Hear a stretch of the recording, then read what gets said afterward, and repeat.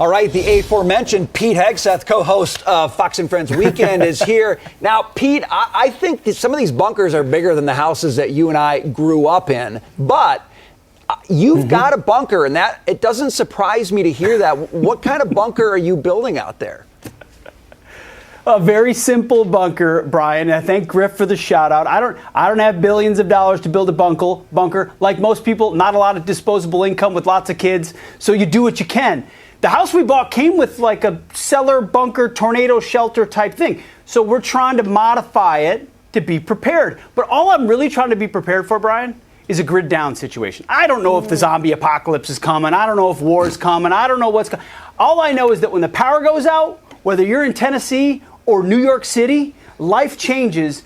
Within 48 hours, the whole world's different. Within 96 hours, we can't even predict what the world would look like, what our society would look like. So where are you going to get food? Where are you going to get water? Where are you going to get power? How are you going to get it off the island of Manhattan if you want to get off? Or how are you going to go get to your family and friends? Do you have gasoline? Like, to me, it's more just a mindset of having the essentials for 5, 6, 7 days. And then if the grid's really down, well, then maybe only the billionaires survive at that point. It's funny, growing up, my grandparents had a bomb shelter, and it was really fun to play in it. I never knew that it would be like a serious thing that we'd actually be talking about, Pete. On that note, I want to stick with this theme, but it was interesting that the CEO of that company said that they're seeing a little bit of an uptick as well in areas like Los Angeles, right, where it's a lot of crime that's increasing and people are focusing on security. Do you see that as sort of like another secondary business for these guys?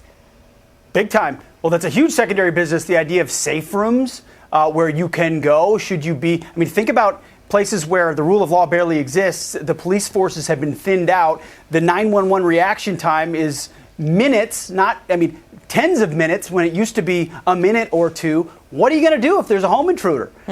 First of all, a lot of these places you don't even have a Second Amendment right. By the way, I listed food, water, and everything else. Before that, you better have the ability to defend yourself, a firearm and ammunition, because if things really go sideways, that's what you're going to need to protect yourself. But yes, bunkers, safe rooms, weapons.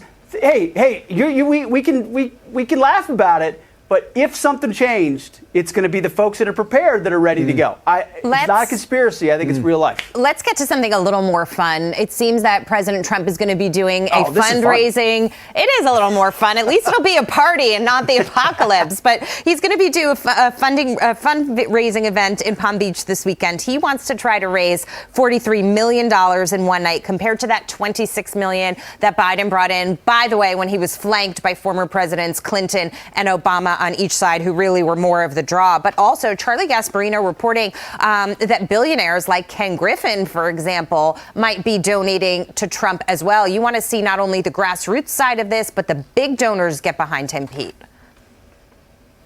Yeah, a billionaire bunker or give $1 million to Trump. A lot of people are deciding to give to Trump. I can see what happened here. Joe Biden needed a lot of help from celebrities and former presidents to raise $25 million, and Trump was like, nope, mine is going to be bigger, and I'm going to do it at home. Okay, we're going to do it at my house. I don't even have to go to Radio City Music Hall, just my house. And so he's going to do it at Mar-a-Lago. They're going to raise almost twice as much. The billionaires are going to make their way over to Trump, even if they didn't like him, because the alternative is the chaos and the economy that we've seen under Biden, the assault on industries like energy and on just the rule of law. So I think they'll come along. Fundraisers like that are a demonstration of that, in addition to the low dollar numbers that Trump raises, which he's better than anybody at. He's got a bunker. He does impressions. Pete Hegseth. That was a good one. Yeah. Awesome stuff. You know it.